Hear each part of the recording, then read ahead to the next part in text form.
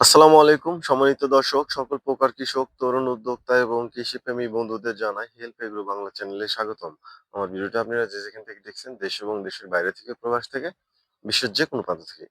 তো আপনাদের সঙ্গে যে বিষয়টা আজকে আলোচনা করব, যে টপিকটা, আসলে পেঁপে চাষে কিভাবে লাভ করা যায় এবং কোন জাত চাষ করলে সর্বোচ্চ আকারে উচ্চ ফলনশীল পাবেন, এবং সে জাতটা একবেলা গেলে কতদিন পর্যন্ত ফল দিতে পারে লং টাইম। তো রোগবালাই আছে কিনা সেসব সম্পর্কে আলোচনা করব। তো চলুন শুরু করা যাক।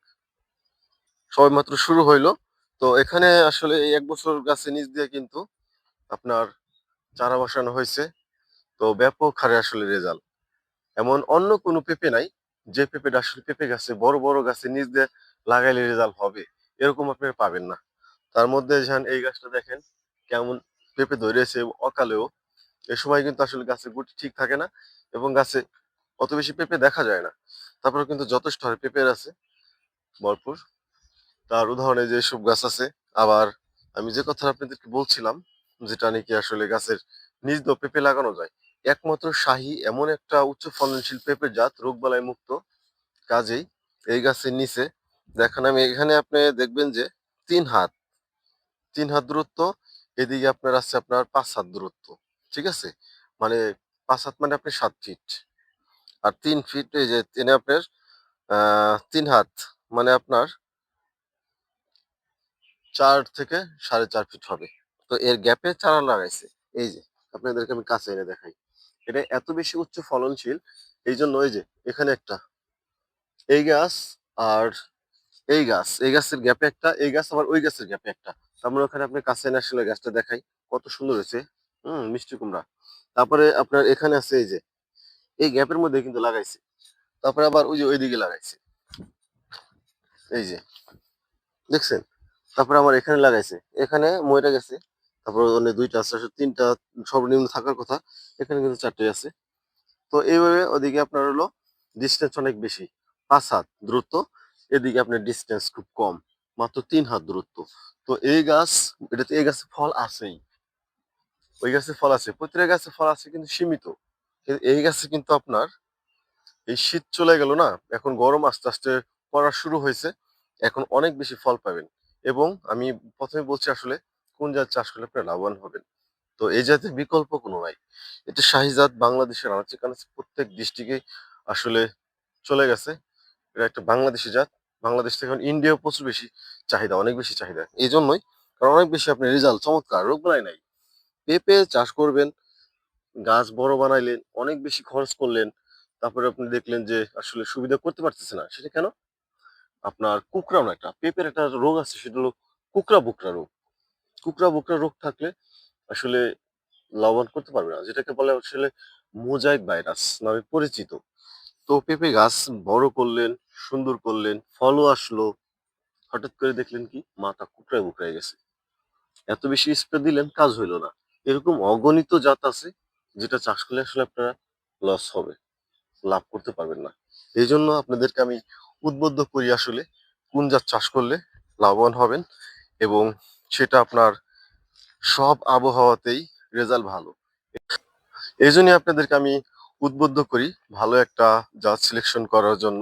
রিকোয়েস্ট করি যে যে জাতটা লাগাইলে আসলে আপনারা লাভবান হবেন। অনেকে আছে যে এটাকে পেশা হিসেবে নিছে, অনেকে আছে নতুন করতে চায়, যারা নতুন উদ্যোগ নিছে, সেটা তরুণ উদ্যোক্তা হোক বা অনেক হোক, বাণিজ্যিক আকারে করুক।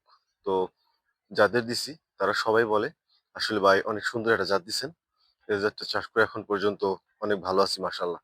আগে বিগত দিনে অনেক জাত চাষ করছি, যে জাতটা আসলে আপনার রোগ বালাই ভরপুর। এই পেঁপেটা আপনার এত বেশি প্রশংসা মানে কুড়িয়েছে বাংলাদেশে, তা বলার মতো না। এজন্যই বলি যারাই চাষ করছে তারা কিন্তু বারবার চাষ করে।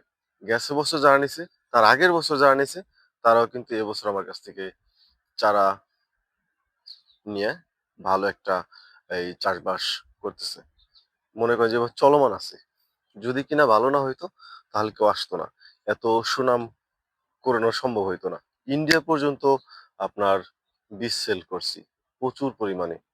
তাদের দেশেও বড়, বড় নার্সারি করছে ঠিক আমার কাছ থেকে নিয়ে। তাহলে কিন্তু এটা সম্ভব হইতো না। সবাই কিন্তু ভালো কিছু চায়, খারাপ কিছু কেউ চায় না। এইজন্য গাছের বয়স দেখছেন ১ বছরের উপরে। তারপরে কিন্তু মাশাআল্লাহ গাছে ফল আছে। এখন যে ২য় বছর আরো বেশি ফলন হবে। ফল ধরার চোটে আপনার গাছ ভাইঙ্গে যাবে মনে হবে এরকম। আসলে ভাঙবে না। কেননা এরকম খুঁটি দেওয়া থাকবে। অনেকে আপনার ২ টা মানে কেসকি মানে বাঁশ এভাবে দিছে। এখন ২ টা এক জায়গায় করে এ অ্যাঙ্গেল, এ অ্যাঙ্গেল করে মনে করেন যে আপনার মানে দিবে গাছে খুঁটি দিবে এই যে এই সিস্টেমে, এই সিস্টেমে ঠিক। এদিকে একটা, ওদিকে একটা। মানে যেটাকে বলে কেসকি বান। তো এটা দিয়ে গাছ ঠিক রাখতে হবে। ২য় বছরের গাছে ফলন আরো বেশি, দুর্দান্ত। আর এই গাছটা থেকে যে আপনার ফলন হবে আর এই যে নিচে গাছ লাগানো হইছে এই গাছেও কিন্তু আপনার রেজাল্ট আসবে। এই গাছ আপনার ২.৫ মানে ২ মাস পরে ফুল দিবে এবং এই গাছে আপনার ফুল ফল থাকবে আর উপরের গাছেও আপনার ফল তো রানিং বিক্রি করতেছেন সেটা থাকবেই। কাজেই মনে করেন যে আপনার পেঁপে চাষে মানে লস নাই। আর শুধুমাত্র এই জাতটাই পাবেন। পেঁপে গাছের নিচ দিয়ে পেঁপে চাষ করা যায়। অন্য কোনো জাত পাবেন না। কেন অন্য কোনো জাত আপনার এই গাছই তো ঠিক থাকবে না। আর নিচে যে আপনার পুষ্টিহীনতায় এই গাছ ভুগবে, এটা আবার কিভাবে বড় হবে? এই গাছে আবার কিভাবে ফল আশা করতে পারবেন? পারবেন না। এইজন্য যদি পেঁপে চাষ করেন, শাহি দিয়ে করেন।